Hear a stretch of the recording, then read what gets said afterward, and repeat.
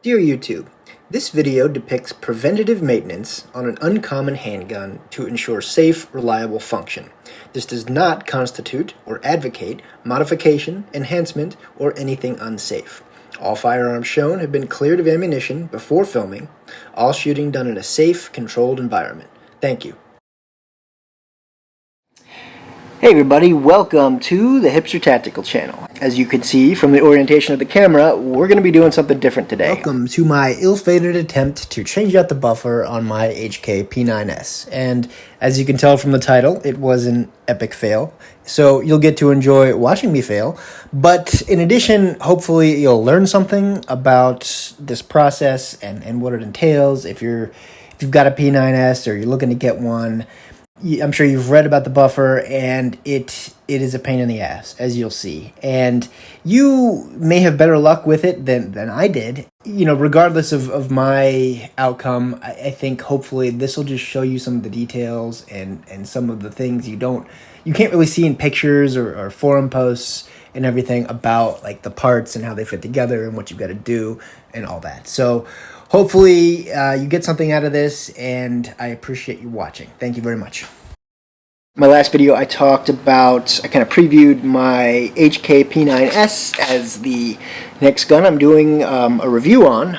But if you know anything about the HK P9S, it has this unique recoil buffer system which needs to be changed out every so often. I am going to attempt to change the buffer on this HK P9S on camera. I figured I was going to do it anyway, and I might as well just try and film it so all of you can see how it's done, or probably more so in my case, not done. Truth be told, I'm not all that good at this kind of stuff. I think I have what I need to get it done, but it just seems like all these kind of things end up being more complicated than I expect them to be, or something goes wrong, or there's some unforeseen difficulty that just is more than I can handle. And if I don't know, if I can't figure it out, I can take it to the gunsmith down the street. In any case, let's get started. So I got this used, obviously. The guy who sold it to me, he said the buffer had been replaced, and he's right. I did check. I did take it apart and check, and it does have a it does have the polymer buffer, which here's the new one. It does have one in the buffer slot, so that's good, and it shoots fine. That said, I don't. You never know exactly what you're getting when you buy a used gun. I want to make sure that the buffer is right, and I'll show you the frame here. This is the buffer housing. I don't know how well that's going to focus, but this is the buffer housing, and that's what has this polyurethane, I guess it's polyurethane buffer inside it. And the slide hits these little wings here, these little nubs. It presses on this thing like longitudinally, and that's what absorbs the shock of the slide hitting these little wing thingies. These things are hard to install, as I'm sure we'll get to, and some people end up cutting them to get them to fit.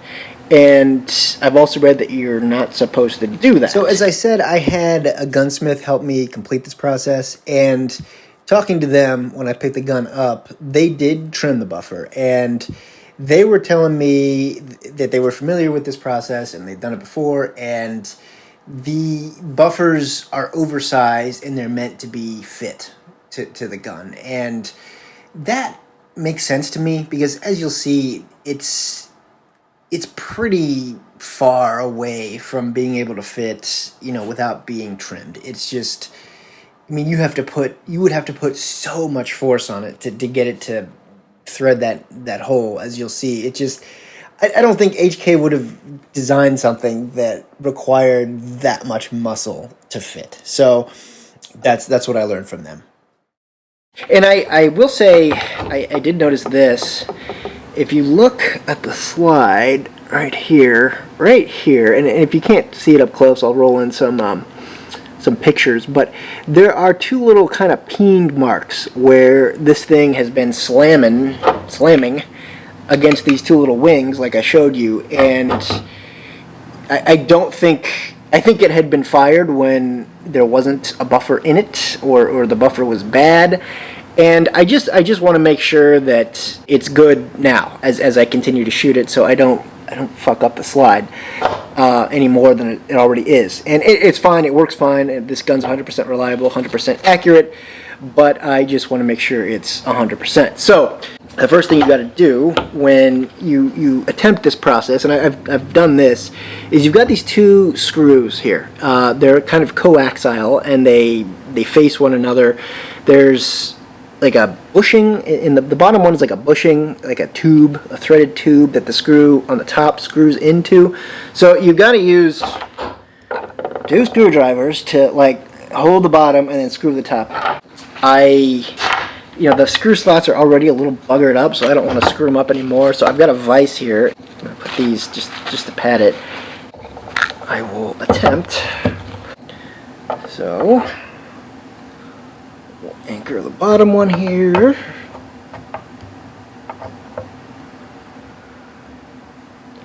There's the top one. Came out. There we go. I didn't screw the slots up too much. Okay, so there's the screw, top screw. Last time I did this, the bushing just stayed put. It didn't come out. Doesn't need to come out, which is good. So that we've got that out, that screw out, and you can see there's a front part here. That's what the top screw screws into, and then you've got the actual buffer housing here. Fingernail on the back there. Alright, there we go. Okay. So you just kind of lift up the front and then push it forward and it slides out, and that bushing is staying put, so that's good. Alright, so here is the buffer housing itself, and it's got these two little tabs on it, and that fits into here, and then you see this kind of angled part. That's what goes up against, fits in the angled part of the nose of the frame here. So that's pretty intuitive on how it comes together. And then the buffer itself, like, if you look in there, that's, like, you only see the back of the buffer. And when I was researching these guns, I was like, I wasn't sure where the buffer actually was, or how you saw it, or how you got to it, but all you really see is the back of it. It's just in there. I read one forum post where a guy thought, like, he looked in here and he thought it was all metal in there because the plastic is actually darkened. It's got dirt on it, so it doesn't look white like whatever this color is. It doesn't look like that looking in there. It's just kind of dark. But there is definitely a a rubbery kind of plasticky buffer in there. So that's definitely in there. From everything I've read, that these are really tough to get out. I have read various methods on how to go about it. One was to take a small screw like this and kind of screw it in there and then pull it out that way. That's what I'm going to try first. And if that doesn't work, I've read that you just kind of have to dig it out with these kind of things. So I've got these, and I will try both methods. So I'm going to try the screw method first, and my faith in this approach working is very, very low. Oh, it's actually going in. The screw's actually going in. I think it might be coming. I tempted to use my teeth, but nope, that didn't work. Okay. Surprised is no one. Yeah, it's not going to come out that way. So I'm going to have to dig it out. Let's try this.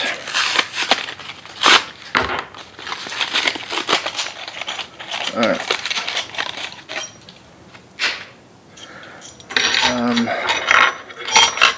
That one looks promising. Let's try that.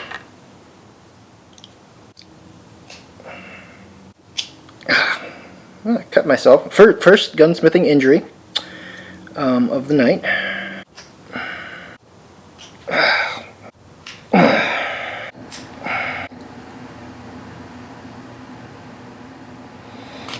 I got it. All right. Let's check it out.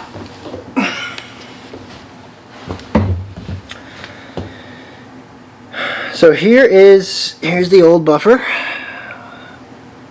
Here's the new one. It looks more or less the same.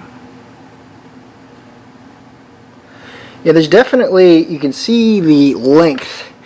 So, you know, that just could be a function of being compressed as, you know, as you're shooting the gun, and that's not a surprise. But, you know, I wonder if someone did cut it. Now, one thing that, and I may have to go off camera here to double check this on some forums, but there's a slight bevel on one side. I don't know how well you can see it. And again, I'll roll in a photo if it doesn't focus enough, but there's a slight bevel there on this side, and there's not on this side, and that matters when you're putting this together, because I think this part here is what kind of slots into that buffer housing and pushes up against the plasticky thing, and that has a little bevel on it too, and it's got to match the bevel on the buffer. At least I don't really see much of a bevel on it. I don't know. Alright, so I looked into this, reading on a forum here. So, on the HK Pro, the flat end goes into the buffer housing first. So, this end is completely flat. The bevel end must be positioned so that when in place, the longer end of the bevel, it's kind of odd, is down toward the receiver. So, there's a very, very, very slight bevel here on the top half. And I guess that goes up, and I guess this is the quote-unquote longer end of the bevel, so that goes down. And there is a picture, you know, the exploded diagram on numeric that, you know, every gun has on numeric, and it showed the bevel like that on this end on the buffer. So I'm pretty sure that's how it goes in, so hopefully that works. Again, the bevel's very subtle. It's hard to see, but it is there, and the one on the diagram's more exaggerated, like, you know, it's like totally angled, whereas this is, again, very, very subtle. So I will insert this. That seemed fairly easy. Actually, I may need to get something else that's kind of blunt and it's not going to damage the piece of plastic, to kind of shove it in there a little harder before I start yanking on it to get it to seat. So hold on.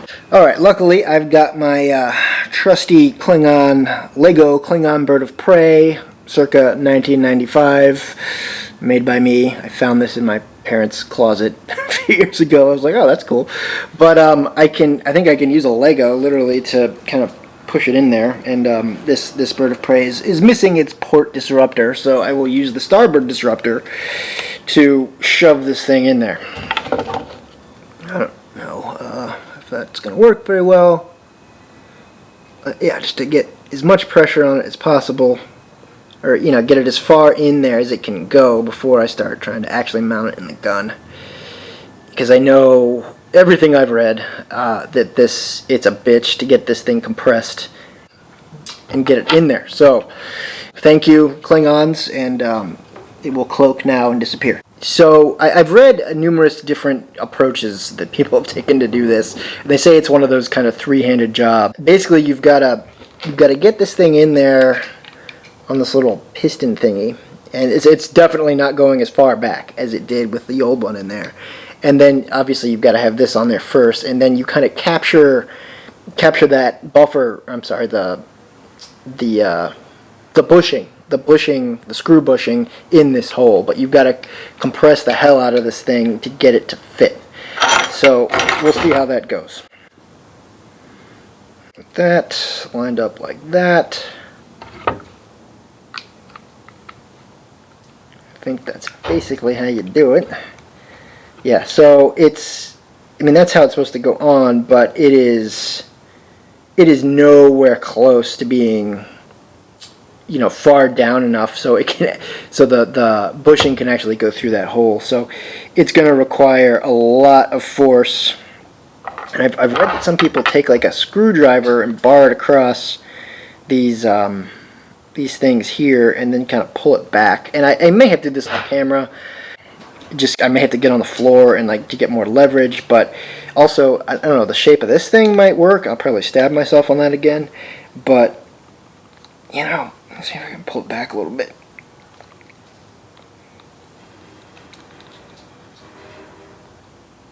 Oh, this is gonna be a bitch.